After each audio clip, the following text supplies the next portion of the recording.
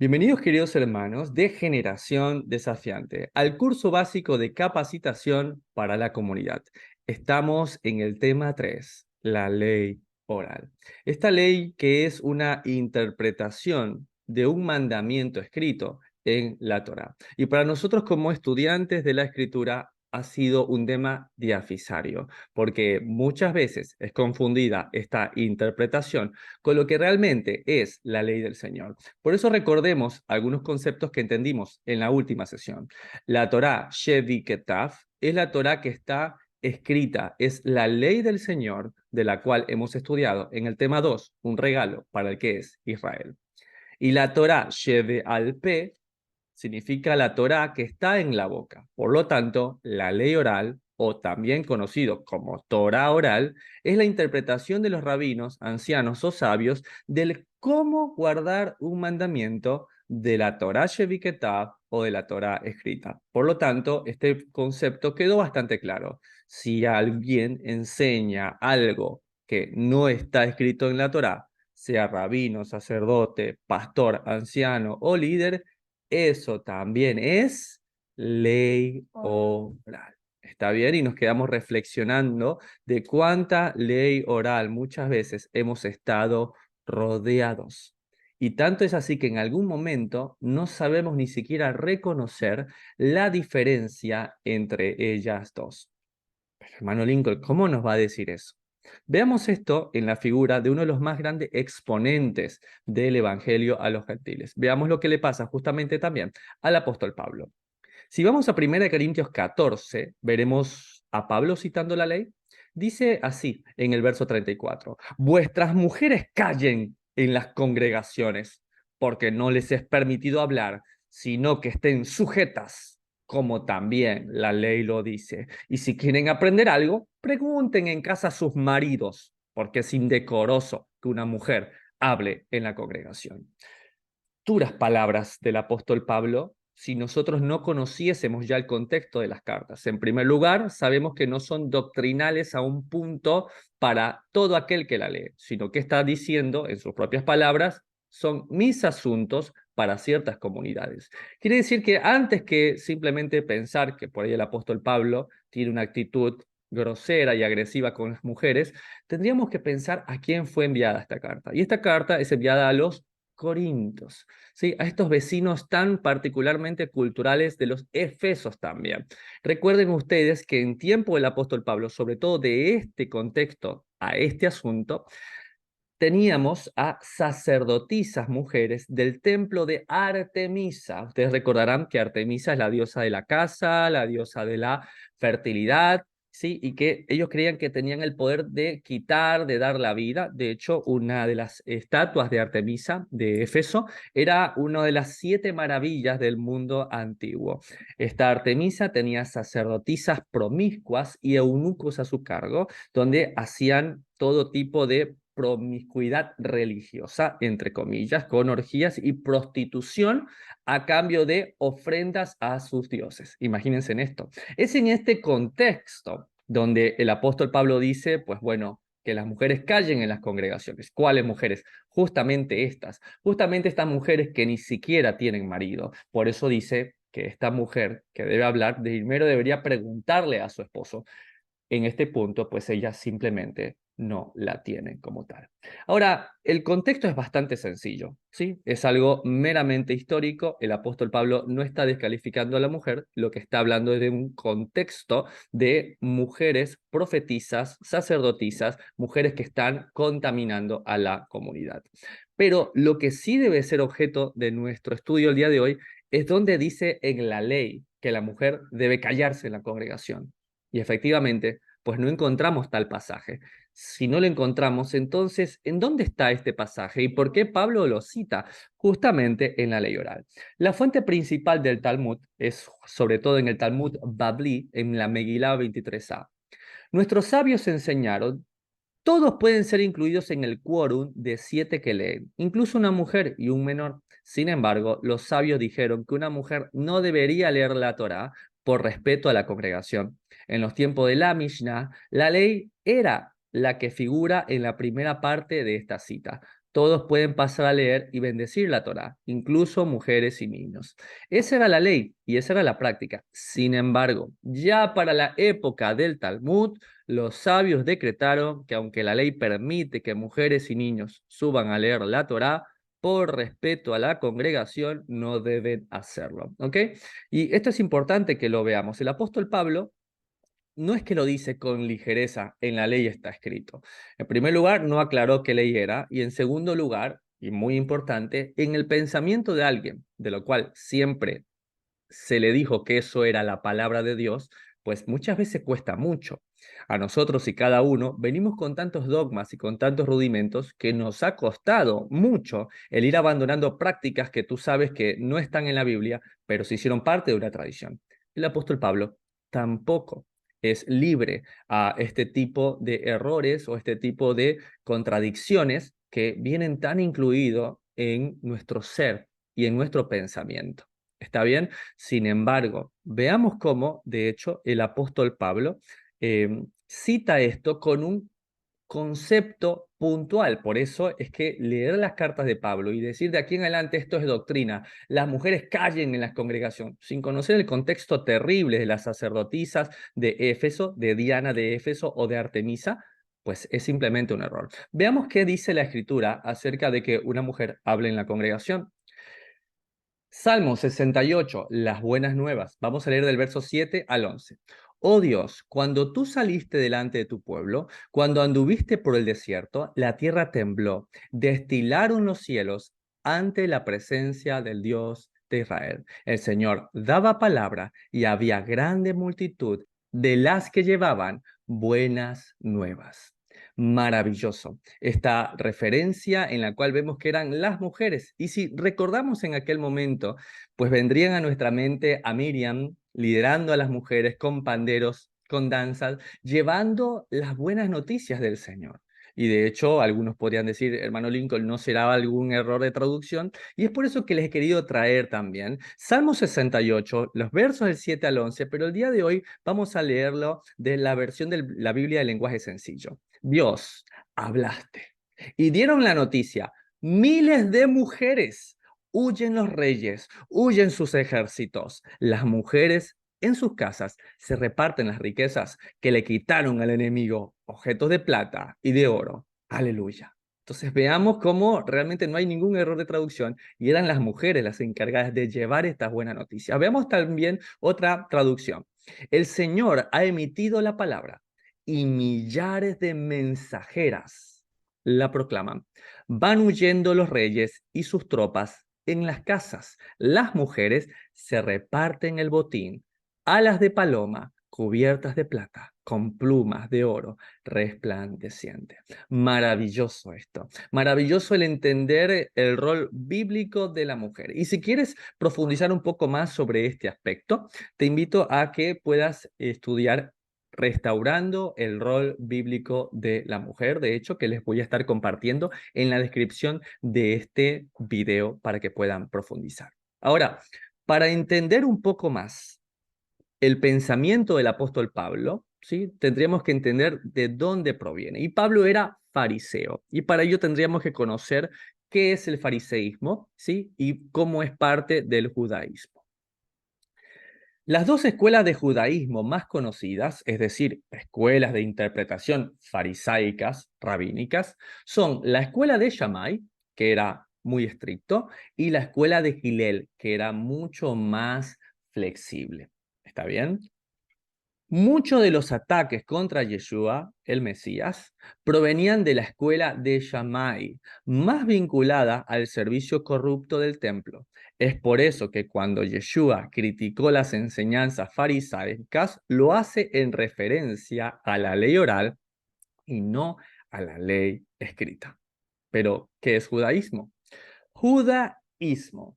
Ismo es un sustantivo que denota doctrina o un sistema. Por ejemplo, socialismo, catolicismo, cristianismo y ateísmo. Entonces, tenemos que entender que el judaísmo como tal, ¿sí?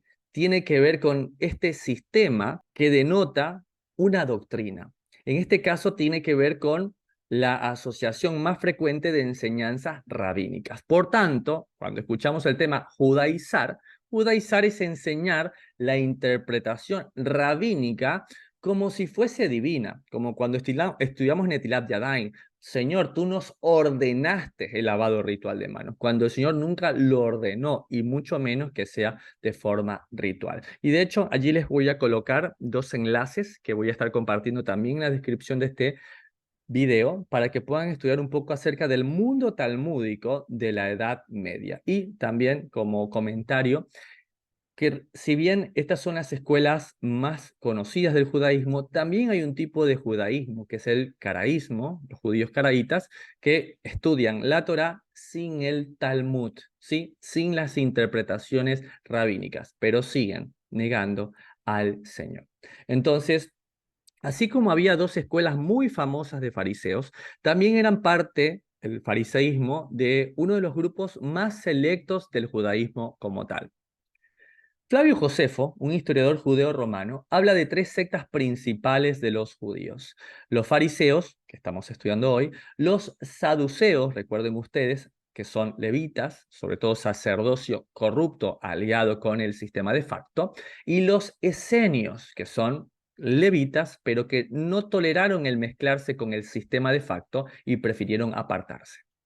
Los fariseos florecieron en el periodo del Segundo Templo. Se consideraban a sí mismos como herederos de las tradiciones de Esdras, a quien veían como el fundador del judaísmo después de Moisés. Aceptaban la llamada ley oral en adición a la Torá como fundamento de su fe. Creían en la resurrección y en que Dios daba recompensas en esta vida y en la posterior. En eso son contrarios a los saduceos. Aceptaban la predestinación como compatible con el libre albedrío del hombre, haciendo para ello sus propias interpretaciones de la ley. Su meta en la vida era conseguir la santidad por medio de una estricta observancia de la ley, pero a través de las interpretaciones según la escuela de pensamiento que pertenecían. En general, representaban la creencia de la mayoría del pueblo. Hermano Lincoln, muchas de las cosas que estoy escuchando que hacen los fariseos, pues son muchas de las que, de hecho, del cristianismo se escucha. Y es así. Si bien Shammai y Hillel, pues fueron los más prominentes, es la forma de interpretar de Shammai la que se mantuvo en el tiempo. Pero conozcamos un poco más qué es un fariseo o qué son los fariseos. La palabra hebrea viene del Strong H6567, que es la palabra hebrea parash, que significa separar o apartarse. También la tenemos en el griego, fariseos, ¿sí? Que es alguien separado.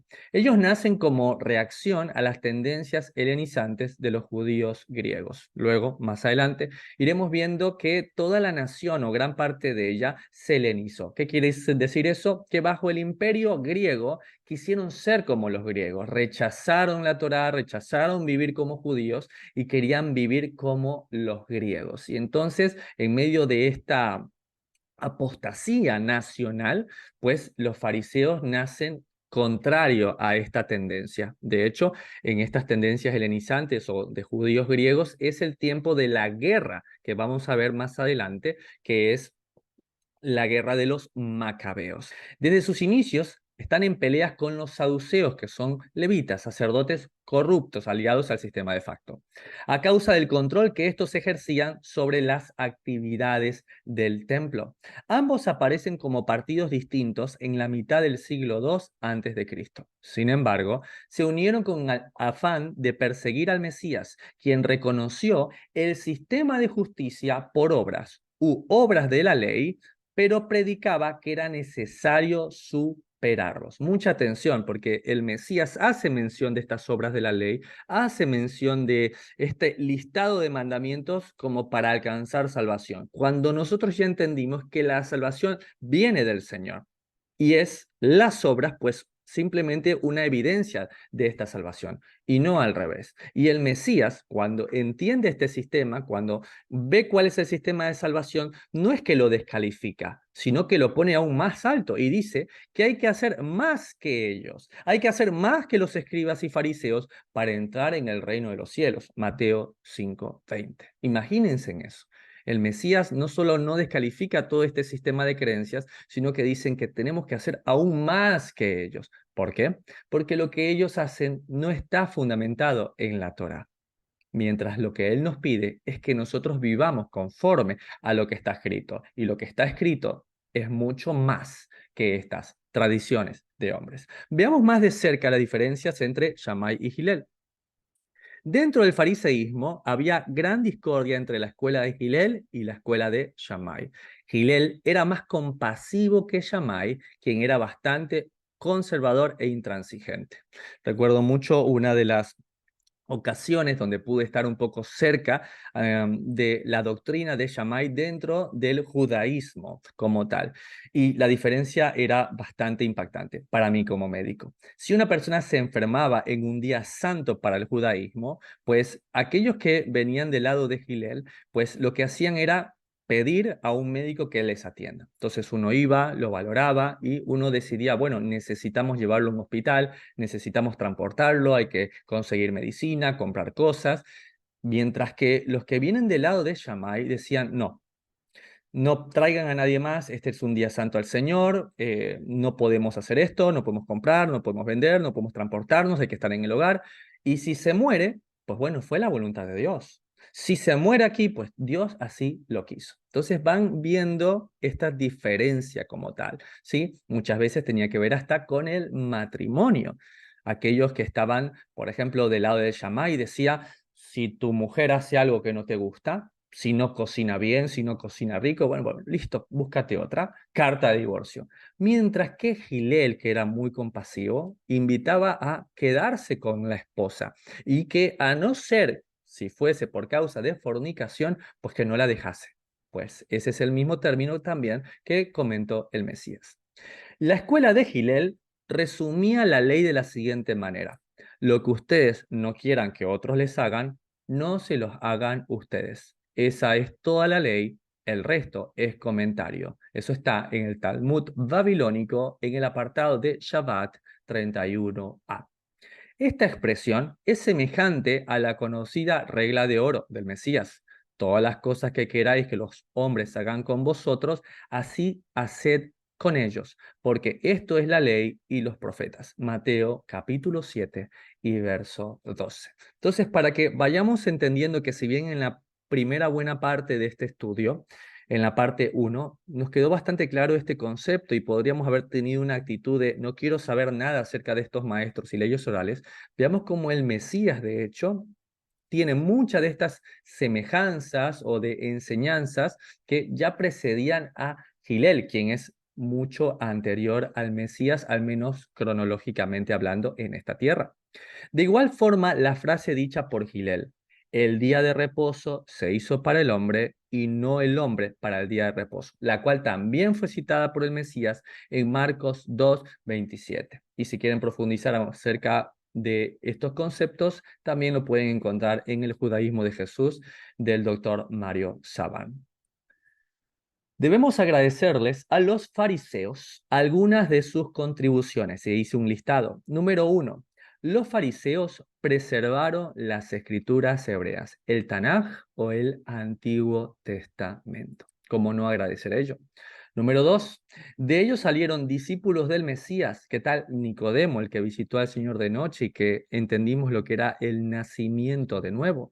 ¿Qué tal José de Arimatea? ¿Sí? Que proporcionó de hecho, su sepulcro personal para que el Mesías descansase aquellos 3 días y 3 noches.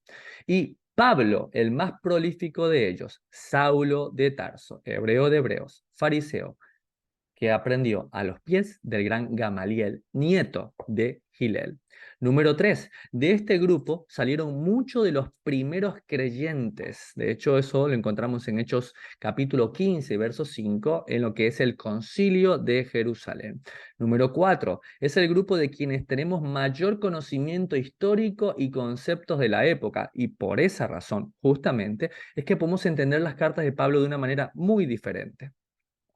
Ahora, estos conceptos, como tal, son maravillosos. ¿Cuál es el problema, a mi parecer? Radica en 3 puntos. Número 1, que la ley oral no es la palabra de Dios, ni es un mandamiento de Dios. Si la tenemos en esa consideración, pues bueno, no hay ningún problema con ello. Número dos, jamás enseñarle a las personas que ni siquiera conocen la Torá. ¿Cuántas personas hay que no se leyeron la Biblia y ya andan estudiando Kabbalah, Gemara, escepticismo y se presta para confusión? Y número tres, ponerla por encima de la Torá, lo que vimos en la semana pasada, que el Mesías en ningún momento permite, sino que la coloca en el lugar, por debajo de la Torá, es donde debe ir las leyes orales. Sin embargo, vamos a ir viendo un ejemplo de ello, ¿sí? Y de cómo muchas veces se puede prestar a confusión. Gálatas capítulo 2. Pedro obliga a los gentiles a judaizar. Es un título bastante fuerte. Pero cuando Pedro vino a Antioquía, le resistí cara a cara porque era de condenar. Está hablando Pablo, fariseo. Pues antes de que viniesen algunos de partes de Jacobo, comían con los gentiles. Recuerden que Jacobo es principal en Hechos capítulo 15 de la congregación en Jerusalén. Por lo tanto, los que vienen, y vienen de parte de Jerusalén, pues son fariseos, son escribas, son gente muy entendida, pero ¿entendida en qué? Entendida en leyes orales. Dice que antes que viniesen ellos comían con los gentiles, pero después que vinieron se apartaba porque tenía miedo de los de la circuncisión. O sea, no tenía miedo de los que venían de Jerusalén, tenía miedo de los de la circuncisión. Ya entendimos la identidad de esto. Si son gentiles, que se convirtieron al judaísmo oral, rabínico como tal, y que despreciaban a todos aquellos que no cumplían. Y a veces por querer congraciarse también con este grupo, pues lo que hacían era apartarse. Recuerden que dentro de una de las prácticas judaizantes de la ley oral es no comer con gentiles. Si bien como tal la Biblia lo que determina, ¿sí?, es cuidar ciertos tipos de alimentos, pues colocaron una cerco de protección, una valla, y dijeron, de plano, no vamos ni a comer en casa de gentiles. Verso 13. Y en su simulación participaban también los otros judíos, de tal manera que aún Bernabé fue también arrastrado por la hipocresía de ellos. Entonces veamos cómo el estar rodeado muchas veces de estas leyes orales en alguien que está empezando, en alguien que está comenzando, es piedra de tropiezo. Entonces, antes de que nosotros estemos pensando si quieren abrir un libro de ley oral, pues la pregunta es, ¿ya terminamos de estudiar toda la Biblia? Pero sigue con esto y dice en el verso 14, pero cuando vi que no andaban rectamente conforme a la verdad del Evangelio, dije, si tú siendo judío vives como los gentiles y no como un judío, no como estos que vienen, no como estos que están acostumbrados al igual que yo a vivir como fariseo, ¿por qué obligas a los gentiles a judaizar? No lo haces porque esté en el Evangelio, no lo haces porque esté en la Torá, lo haces porque vinieron otras personas y por congraciarte y ganártelos a ellos también, pues estás diluyendo o estás mostrando algo que no es. ¡Wow! ¿Se dan cuenta? Ahora, qué bueno tener un amigo así, un amigo que te confronta, como lo está haciendo el apóstol Pablo, pero Pablo mismo, a causa de tanto conocimiento y a causa de la dificultad de aquellos que leen sus cartas al no conocer los contextos, se ha prestado a muchas confusiones. Veamos que es así. Si vamos en Gálatas capítulo 2, nos preguntamos, ¿la ley justifica? Y dice así en el verso 16, sabiendo que el hombre no es justificado por las obras de la ley, sino por la fe de Jesucristo, nosotros también hemos creído en Jesucristo para ser justificados por la fe de Cristo y no por las obras de la ley, por cuanto por ellas nadie será justificado. Y muchos de nosotros hemos escuchado este verso y ha sido ampliamente usado en la cristiandad para decir que, bueno, no te justificas por las obras. Sin embargo, muchas veces hemos escuchado a apóstoles, hemos escuchado a exponentes de la Biblia. ¿Qué tal al propio hermano del Mesías, Jacobo, Santiago, quien dice que nuestra fe sin obras está muerta? ¿Y cómo salir de esta propia contradicción donde el apóstol Pablo nos muestra que por las obras de la ley nadie será justificado? Leyendo un poco más, miren ustedes como en Romanos capítulo 2, ¿la ley justifica? Dice en el verso 13, porque no son los oidores de la ley los justos ante Dios, sino los hacedores de la ley los que serán justificados. Pablo, ponte de acuerdo. Me dijiste recién que nadie sería justificado por las obras de la ley, pero acá me dice que por los hacedores de la ley serán justificados. ¿Cómo salgo de esta aparente contradicción? Entonces, ¿qué tal seguir leyendo? Vean ustedes, en el siguiente capítulo, Gálatas capítulo 3, las obras de la ley, nuevamente. Dice en el verso 10, porque todos los que dependen de las obras de la ley están bajo maldición. ¡Wow! Pero entonces este es un punto para lo que vimos en Gálatas capítulo 2. Sí, pues escrito está, maldito todo aquel que no permaneciere en todas las cosas escritas en el libro de la ley para hacerlas. Pablo, ponte de acuerdo.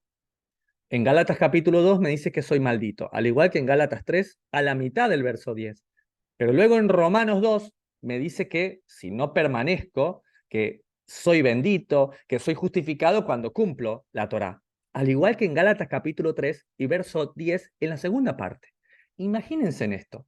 Solamente un solo verso de Gálatas capítulo 3 ya puede hacer que cualquier persona piense o que Pablo está esquizofrénico o que simplemente, pues nosotros no entendemos nada. De hecho, este ha sido uno de los pasajes que cuando a los inicios de salir del cristianismo y empezar a volver a las raíces de nuestra fe, fue este pasaje el que busqué que se me explicase en gran cantidad de veces, pero nunca me lo explicaron completo, solamente una parte. Ahora, ¿cómo podría yo consensuar a Gálatas capítulo 2 que me dice que por las obras de la ley nadie va a ser justificado? ¿Sí? Y luego me dice en Romanos capítulo 2 que los hacedores de la ley sí son justificados. Y luego en Gálatas 3 me dice que soy maldito por las obras de la ley.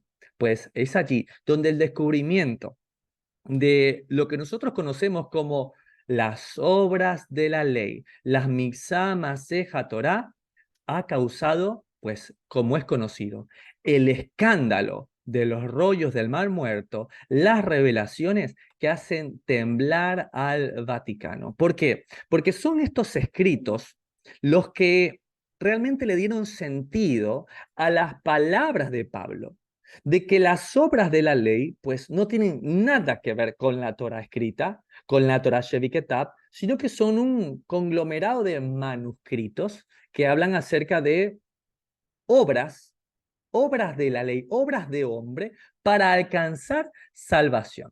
Déjenme contarles un poco acerca de esto. Las obras de la ley o las Mitzat Maaseja Torah, algunos preceptos de la Torah, o los rollos de Qumran o los manuscritos del Mar Muerto. ¿Por qué? Porque allí es donde fueron encontrados, en las cuevas de Qumran, en Cisjordania, a orillas del Mar Muerto. Son una colección de 972 manuscritos del año 250 antes de Cristo al año 66 después del Mesías. Fueron descubiertos accidentalmente por unos pastores en 1947, un año antes del nacimiento del Estado de Israel, que buscaban una oveja perdida. Imagínense en esta historia. Y al lanzar una piedra en la cueva para asustar al animal, golpeó vasijas de cerámica y así encontraron los recipientes donde se resguardaron estos papiros. Imagínense, todas estas obras de la ley son comentarios del Tanaj, son comentarios de los calendarios bíblicos, son comentarios de oraciones, de normas, de una comunidad religiosa judía que la mayoría de los expertos nos dicen que son los esenios, verdaderos levitas que al no estar de acuerdo con el régimen de facto y no querer ser saduceos, que eran levitas que estaban vendidos al régimen de turno, deciden volverse a estas cuevas, deciden volverse a vivir apartados como tal. ¿Está bien? Estos manuscritos están en el Museo de Israel, en el Museo, obviamente, Rockefeller de Jerusalén. También lo pueden encontrar en Cisjordania, en el Museo de Amán, ¿qué tal? En la Biblioteca Nacional de París. Inclusive hay muchos en manos privados en Noruega, así que es realmente muy interesante como tal. Toda persona, todo maestro que no conozca esta relación entre las obras de la ley y lo que son las cartas de Pablo, pues ha estado totalmente en un error. Quiere decir, miren ustedes la importancia de conocer el contexto. Y estos son leyes orales, pero son leyes orales que nos permitieron validar aún más la palabra del Señor y que el Evangelio ni Pablo ni ningún apóstol ha estado jamás en contra de lo que es la palabra del Señor. Entonces, si nosotros volvemos a lo que recién entendimos acá, claro que los que están bajo las obras de la ley, bajo las mixamas seja Torah, bajo las tradiciones, creyendo que la salvación es por obra, cumpliendo un listado que vamos a entender hoy, están por maldición. Claro que sí. Y aquellos que escuchan la ley, la Torah, van a ser justificados. ¿Justificados por qué? Porque fueron salvos. Y lo hacen por amor, no para alcanzar salvación, sino para evidenciar la obra que está en ellos. Y ahí es cuando uno entiende justamente Gálatas 3:10 que te dice, los que dependen de las obras de la ley, de las mixamas, seja Torah, están bajo maldición totalmente. ¿Por qué? Porque maldito aquel que no permaneciera en las cosas escritas en el libro de la ley. Y Pablo, ¿qué está citando? Pablo está citando justamente a Deuteronomio, donde ha sacado esto de la Torá. ¿Está bien? Entonces vamos a repasarlo juntos. Vamos a colocar a Gálatas capítulo 3, a las obras de la ley que acabamos de leer, donde dice en el verso 10, en la segunda parte, maldito todo aquel que no permaneciera en todas las cosas escritas en el libro de la ley para hacerlas. La referencia es de Deuteronomio 27. Vamos a leerla juntos. Consecuencias de la desobediencia. Maldito todo aquel que no confirmare las palabras de esta ley para hacerlas. Pregunta, ¿qué es lo que hace falta? ¿Qué es lo que hace falta entre el verso de arriba de Gálatas 3 y el verso de abajo de Deuteronomio 27? ¿Qué es lo que nos hace falta? Exactamente, nos hace falta la palabra escritas. ¿Y por qué el apóstol Pablo hace esta aclaración tan importante? Porque el apóstol Pablo conoce acerca de las obras de la ley. Entonces él está diciendo las cosas escritas, no lo que te dicen, no lo que dijeron tradicionalmente, oralmente los rabinos. Son las cosas que están escritas en el libro de la ley, las que nosotros tenemos que confirmar, porque si no, seremos malditos como tal. Wow, hermano Lincoln. Qué tremendo esto. Exactamente. Pero veamos un poco más de lo que compone justamente estas obras de la ley, estos rollos del mar muerto, pero a la luz del Evangelio. Acompáñenme, por favor, a Colosenses capítulo 2, donde hablamos sobre las leyes de Muxé, ¿sí? Dice así en el verso 20. Pues si habéis muerto con Cristo en cuanto a los rudimentos del mundo, ¿por qué, como si vivieseis en el mundo, os sometéis a preceptos como, vamos a ver, no manejes, ni gustes, no pruebes, ni toques en conformidad a mandamientos y doctrinas de hombres? Listo, hermano Lincoln. Ya está más que claro. Esto es ley oral. Estas son las leyes de Muxé, las leyes de no tocar. Dice así el verso 23. Tales cosas tienen a la verdad cierta reputación de sabiduría en culto voluntario, en humildad y en duro trato del cuerpo, pero no tienen valor alguno contra los apetitos de la carne. Te podrás vestir por fuera de santidad, te podrás decir, esto es más importante, esto de aquí me ayuda a estudiar, yo en vez de vivir en una ciudad me voy a estar en un lugar recóndito porque allá puedo practicar mejor la Torá. ¡Wow! Increíble esa persona. Yo ayuno, yo hago esto. Sí, tiene apariencia, pero no tiene poder contra los apetitos de la carne. Solamente la salvación en el Mesías es lo único que puede salvarte. Pero ¿qué son las leyes de Muxé? Ahí les dejo en la parte inferior las referencias para que ustedes también, si en algún momento quieren revisarlo, las pueden encontrar. Leyes de Muxé: no manejar, gustar o tocar. Los objetos prohibidos rabínicamente hablando alrededor de festividades se llaman Muxé. El Muxé 1 son objetos detestables, se refiere a todo objeto o implemento sucio o que sea detestable. Muxé 2 son elementos prohibidos, arrancar un fruto, por ejemplo, de un árbol, un instrumento de trabajo, por ejemplo, martillo, taladro, lo que te sirva para trabajar, inclusive una guitarra, dice aquí, cuando vemos que en la Biblia se nos manda a alabar al Señor en todo tiempo. Muxé número 3, objetos de mitzvot, objetos que se usan durante una festividad, velas, aceite, etcétera, que no pueden ser tocados. Muxé número 4 son los demás muxé. Son dinero, objetos de artes delicados, papel para escribir o cualquier tipo de carga que uno puede llevar. En definitiva, nada que produciese un trabajo. Estas son leyes de Muxé y son leyes que están en la ley oral como tal. El Mesías enfatizaba el hacer milagros en el lugar donde había ley oral. pues colocaban las interpretaciones rabínicas por encima de la Torá. Entonces les invito a que de aquí en adelante, cada vez que vean un milagro del Señor, vean la mirada que él tenía. La mirada de él era lo primero que tiene que ir, siempre es la Torá. La Torá va por encima de cualquier interpretación personal. Sí, la ley de Muxé, por ejemplo, la primera, te dice que nada de tocar algo detestable, algo que pueda estar sucio. De hecho, la última también dice nada de carga. Pues veamos entonces este apartado. Juan capítulo 5, el paralítico de Betesda, dice así en el verso 8. Jesús le dijo, levántate, toma tu lecho y anda.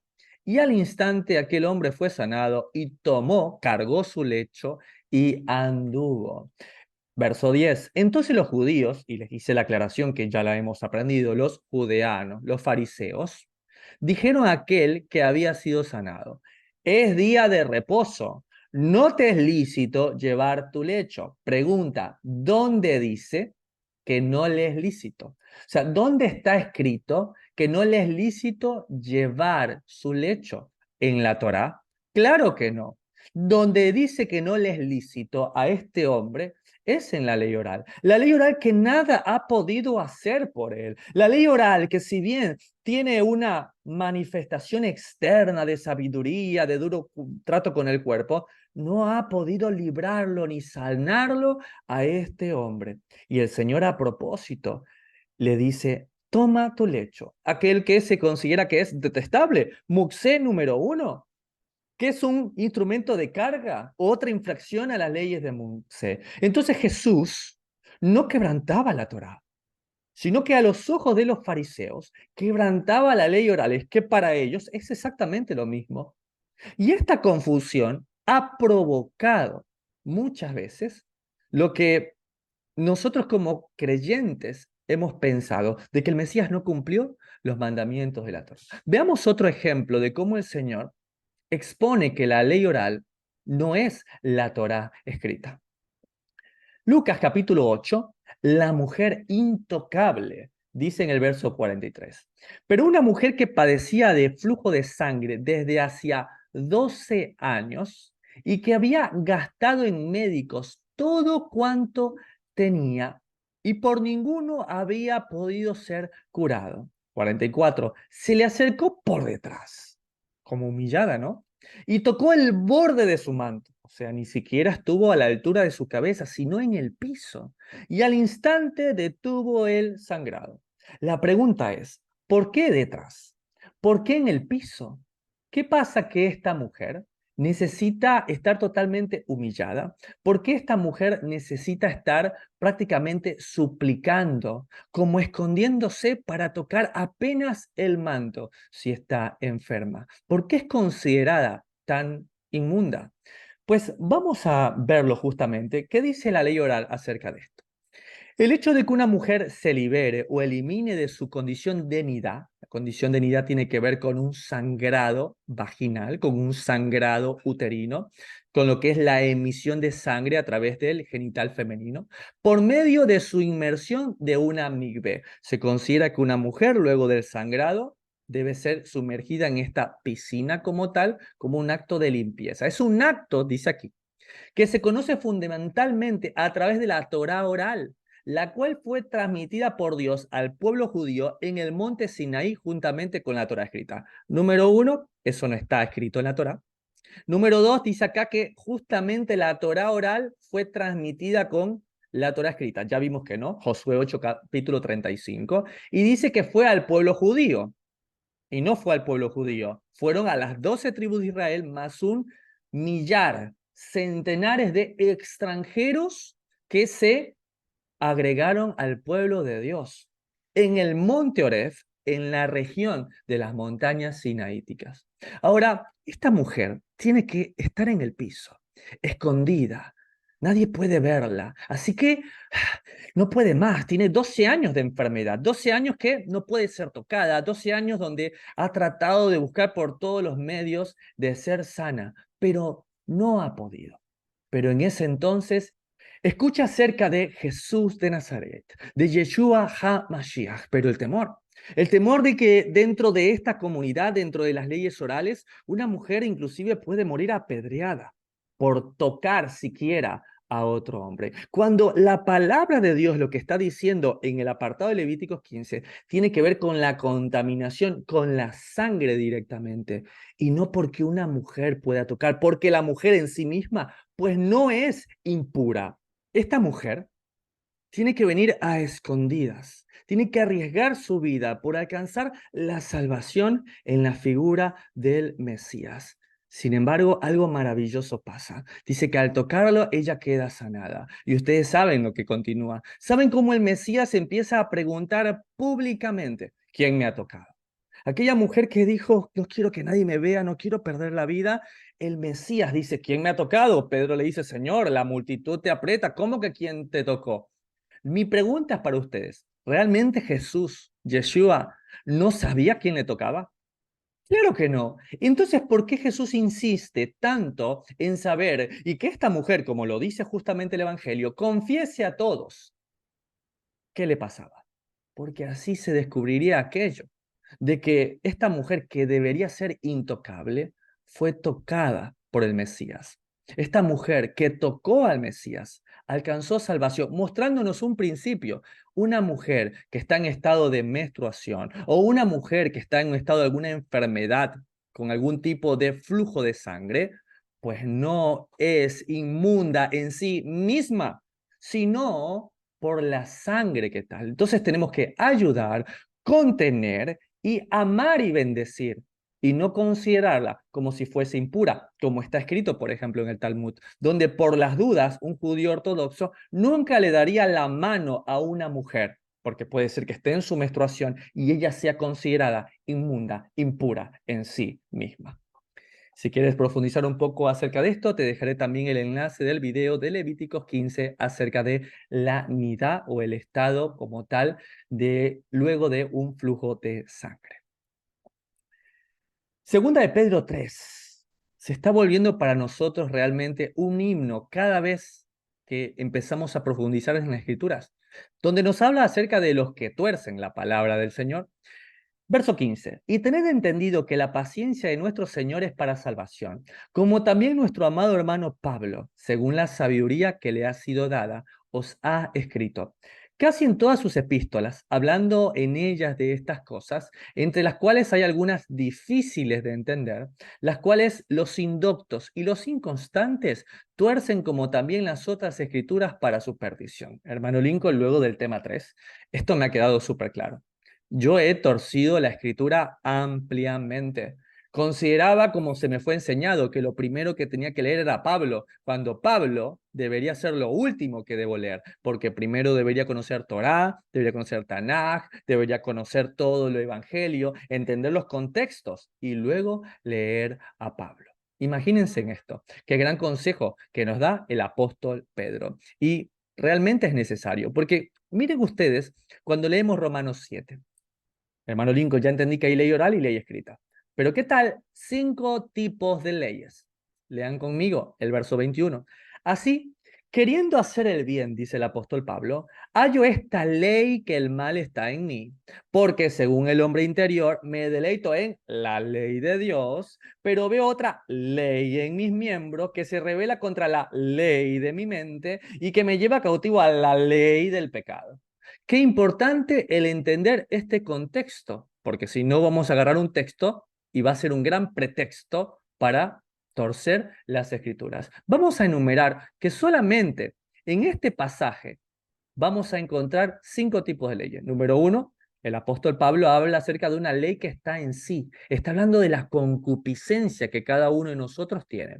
Luego habla de la ley de Dios, de la Torá, la cual dice que él se deleita en esa. Esa es la número 2. Pero luego hay otra ley en sus miembros, como tal. Ese deseo pecaminoso con el que luchamos día a día, que se revela contra la ley de mi mente. Claro, la mente, el sentido común, que tal vez muchas personas no conocen la ley de Dios, pero el sentido común muchas veces inclusive se escapa. Y que me lleva cautivo a la ley del pecado, número 5. Entonces, mucho ojo, porque cuando el Señor dice que ha eliminado la ley, que cuando el Señor ha crucificado la ley, cuando la eliminó de nosotros, pues no pensemos que es la ley del Señor que es eterna, que es perfecta, que nunca cambia, que cielos y tierras pasarán, mas su palabra no pasará. ¿Qué tal pensar en esto? ¿Qué tal en la ley que es finita? Es justamente esta ley del pecado, la ley que está en los miembros, la concupiscencia que está en nosotros. Hermano Lincoln, qué tremendo esto. Es que no debería hablar nadie acerca de Pablo, ni predicarse el Evangelio si alguien no conociese estos detalles primero. Claro que sí, pero todo esto lo podemos entender ahora que entendemos acerca de las obras de la ley, sobre los rollos del mar muerto y sobre todo esto que el Señor ha permitido que conozcamos. Romanos 7, 5 tipos de leyes, termina diciendo este capítulo en el verso 24, miserable de mí, ¿quién me librará de este cuerpo de muerte? Y la pregunta es muy buena, dijo quién y no cómo. No es a través de las obras de la ley, cómo, sino quién, Jesucristo, verso 25. Gracias doy a Dios por Jesucristo, Señor nuestro. Así que yo mismo con la mente sirvo a la ley de Dios, más con la carne a la ley del pecado. Vean ustedes, qué importante es entender de qué ley se está hablando, sobre todo las cartas de Pablo. Son difíciles de entender y los indoctos y los inconstantes la van a torcer para su propia perdición. Entonces, ¿la ley oral es mala? ¿Ustedes qué piensan? ¿La ley oral está mal y hay que eliminarla? No. Lo malo es decir que es palabra de Dios, que es Torah, que es ordenada para que se cumpla. Claro que la ley oral no es mala, debe estar por debajo de la Torá, no debe contradecir jamás a lo que está escrito y entonces puede ser de bendición. Hermano Lincoln, no estoy de acuerdo. Yo creo que los creyentes en el Mesías ni siquiera debería salir de nuestra boca cualquier tipo de comentario que no esté en la palabra de Dios. Pero te invito a que leamos comentarios talmúdicos que han sido parte de tu vida y tú tal vez no lo conocías. La mujer. La mujer salió de la costilla del hombre, no de los pies para ser pisoteada, ni de la cabeza para ser superior, sino del lado para ser igual, debajo del brazo para ser protegida y al lado del corazón para ser amada. El Wow. Talmud. ¿Alguien podría decir que esto es algo malo? ¿Alguien podría decir que esto es algo horrible, de que es algo que va en contra de la palabra del Señor? Claro que no. Nadie podría decir esto. ¿Por qué? Porque el Talmud, las tradiciones y esto deben ser pasadas primero por el filtro de la palabra de Dios. No puede contradecirlo. Y puede haber cierta sabiduría, de hecho, en lo que podamos encontrar, siempre y cuando primero conozcamos el billete verdadero, que es la Torá. ¿Qué tal esta otra frase? Cuando el sabio se enfada, deja de ser sabio. Wow, maravillosa. Y está en el Talmud también. Tantas otras frases. De hecho, hay una de mis favoritas. Dice que si te enojas contra tu hermano y lo humillas, es equivalente a matarlo. Hermano Lincoln, eso también hizo referencia al Mesías con respecto a ello. ¿Cuánto debe cambiar nuestra perspectiva y nuestra concepción acerca de estas leyes orales? Debemos tener suficientemente claros estos conceptos. Entonces, ¿el Mesías vino a quitar la ley oral? ¿Ustedes qué piensan? ¿Él vino a eliminarla? La respuesta es no. Vino a colocarla en el lugar correcto, por debajo de la Torá. Las leyes orales, las interpretaciones, los consejos, las sugerencias, tienen que estar siempre por debajo de la Torá. Y mientras no la contradiga, puede ser de bendición. Vean ustedes la regla de oro que dijo Gilel y que de hecho es citada por nuestro Mesías. ¿Qué tal el Shabbat por causa del hombre, el día de reposo por causa del hombre, como también fue citado? ¿Qué tal la que acabamos de leer, el que humilla a su hermano es reo de muerte, también citada en algún momento? Entonces, esto es importante. El Mesías no vino a quitar la ley oral, vino a colocarla en el lugar correcto, porque si no significaría pues que tenemos que maldecir a los rabinos y ir en contra de absolutamente todo, y ahí viene detrás de ello un pensamiento antisemita. Pero hermano Lincoln, o sea que usted me está diciendo que yo puedo escuchar inclusive en algún momento a un escriba, a un fariseo. No lo digo yo, lo dice el Mesías. Mateo, capítulo 23, la cátedra de Moisés. Justamente esta cátedra de Moisés que en la fecha de hoy le estoy colocando en esta foto. Dice en el verso 2, en la cátedra de Moisés se sientan escribas y fariseos. ¡Wow! todo lo que digan que guardéis, guardadlo y hacedlo. No puede ser que diga eso, hermano Lincoln. Sí, mas no hagáis conforme a sus obras porque dicen y no hacen, porque atan cargas pesadas y difíciles de llevar y las ponen sobre los hombros de los hombres, pero ellos ni con un dedo quieren moverlas. No puede ser, hermano Lincoln. Yo leí esto alguna vez. ¿Cómo puede ser posible? Yo ya venía con un pensamiento en el primer capítulo, no quiero saber nada de leyes orales, no quiero tener nada que ver con fariseos, con escribas, no quiero saber nada de ellos. Pero el propio Mesías dice que todos los que nos digan que los guardemos y lo hagamos también. Entonces no se entiende. ¿Y cuál es la clave? La cátedra de Moisés. Esta silla que estamos viendo aquí de piedra en la fotografía era colocada en el templo en el momento de la lectura de la palabra de Dios. Y una de las cosas que cumple la cátedra de Moisés es que no está presta a interpretaciones personales, en que no se permite que nadie diga una sola palabra que no esté escrita en el libro de la ley.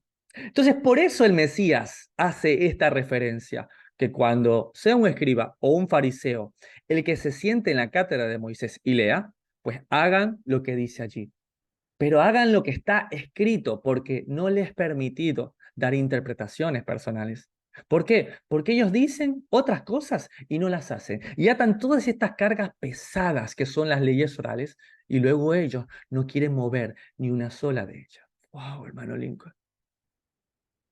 ¿Puedo hacer una pregunta? Sí. ¿Qué actitud debemos tener frente a este grupo religioso? ¿Qué actitud deberíamos tener? En primer lugar, que no sea antisemita, obviamente. Y mi respuesta es la siguiente: la misma que el Mesías. Sorprendentemente, fue al final de esta serie de denuncias contra los fariseos de Mateo capítulo 23 que Yeshua demostró un gran amor y compasión que sentía por su pueblo. Lloró sobre Jerusalén y dijo: Jerusalén, Jerusalén, que matas a los profetas y apedreas a los que te son enviados. ¿Cuántas veces quise juntar a tus hijos como la gallina junta sus polluelos bajo sus alas y no quisisteis? Mateo 23:37. Hemos escuchado muchas veces a través de videos, de películas, de Hollywood, a un Jesús enojado, molesto, ¿sí? Hablando en contra de los fariseos cuando deberíamos verlo más con la actitud de un padre que ve que se pierden sus hijos porque están necios. Y así como un padre corrige, que no lo hace con odio, sino con dolor, con la frustración de decirles elijan lo bueno y que no lo hagan, pues de la misma manera el Mesías tiene esta actitud con los fariseos, con los escribas, con los líderes de la nación que decidieron no escuchar. Jesús no estaba rechazando a los fariseos ni a su pueblo. Al contrario, les estaba dirigiendo un mensaje profético para que se arrepientan de corazón. Las obras vendrían como resultado de su comunión con Dios, contrario a las obras basadas en un conocimiento intelectual y un cumplimiento religioso. De la misma manera, si carecemos de una relación íntima con Dios y hacemos obras basándonos en esfuerzos legalistas en lugar de que sean productos de nuestra fe, son en vano e impiden que nos acerquemos a Dios. Y este es el mensaje central para todos nosotros. Mirémonos como en un espejo. ¿Seremos igualmente culpables de lo mismo que los fariseos y los escribas? ¿Hemos eliminado de nosotros el orgullo y el egoísmo de nuestra propia vida a este punto? Porque tenemos que hacerlo mejor, dijo el Mesías. ¿Obedecemos la palabra de Dios simplemente por cumplir con un deber religioso? ¿O brotan nuestras acciones realmente de lo más profundo de un corazón agradecido, con una expresión de amor genuino para Él? ¿Será que nos estamos encontrando predicando una cosa y haciendo otra? Pablo escribió a los Gálatas que el fruto del Espíritu no es saber hebreo, que el fruto del Espíritu no es saberte el curso básico, que el fruto del Espíritu, pues no ser un conocedor de las Escrituras, es el amor, el gozo, la paz, la paciencia, la benignidad, la bondad, la fe, la mansedumbre, la templanza. Y él dijo: contra tales cosas ni siquiera hay ley, porque los que son del Mashiach han crucificado sus pasiones, han crucificado la ley. ¿Cuál ley? La ley que está en sus miembros, sus deseos. Porque si uno ya vive en el Espíritu, pues uno debe andar conforme al Espíritu. Wow. Este mensaje a los fariseos en Mateo 23, debe ser una dura advertencia para cada uno de nosotros, caballeros, mujeres. Examinemos nuestros corazones, nuestras vidas en el espejo que es la Torá. Solo así su luz podrá alumbrar a través de nosotros a este mundo tan necesitado. Hermano, entonces, ¿qué hacemos? La sola escritura. Así lo dice Apocalipsis capítulo 22. Terminamos. La sola escritura. Verso 18 y 19, vamos a leerlo. Yo testifico a todo aquel que oye las palabras de la profecía de este libro. Si alguno añadiere a estas cosas, Dios traerá sobre él las plagas escritas en este libro. Qué bueno, hermano Lincoln. Porque si algo hacen los judíos, los rabinos, todos estos movimientos, es sacar libro sobre libro y andar sacando libros de prácticas orales. Sí, pero sigue leyendo. Si alguno quitare de las palabras del libro de esta profecía, Dios quitará su parte del libro de la vida y de la santa ciudad y de las cosas que están escritas en este libro. Y esto lo hace la cristiandad.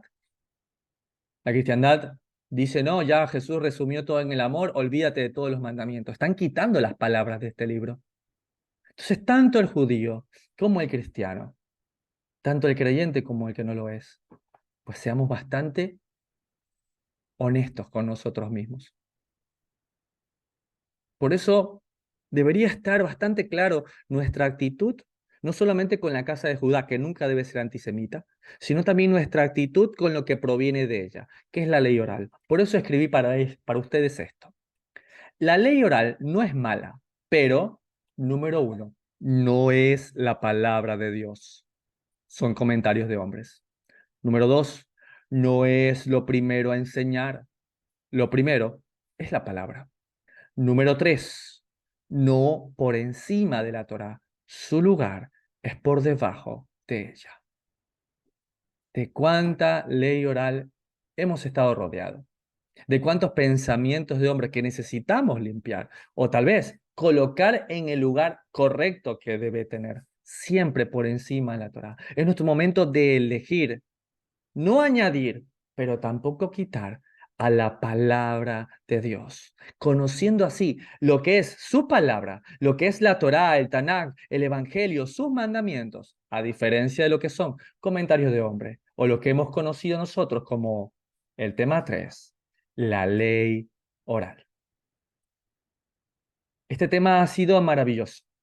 Nos ha realmente hecho encender el corazón. Más de una persona que está aquí con un corazón genuino de servicio para el Señor y agradecimiento por su salvación en el Mesías, optaría por querer compartir esta palabra, querer llevarla y querer decir que todos sepan que cada vez que hablaban mal de Pablo sobre la ley, pues no era la ley del Señor, era las Mixama Seja Torá, la gematría, el Shulchan Aruch. Hay que contarle a todo el mundo esto, hermano Lincoln. Recuerda, la ley oral es el tema 3. No es el tema 2, ni es el tema 1. Y antes de querer compartir este maravilloso conocimiento, te invito a que no te pierdas el tema siguiente, que te va a permitir compartir todo este mensaje conforme a lo que el Señor quiere para cada uno de nosotros. Hasta acá llega la grabación del día de la fecha.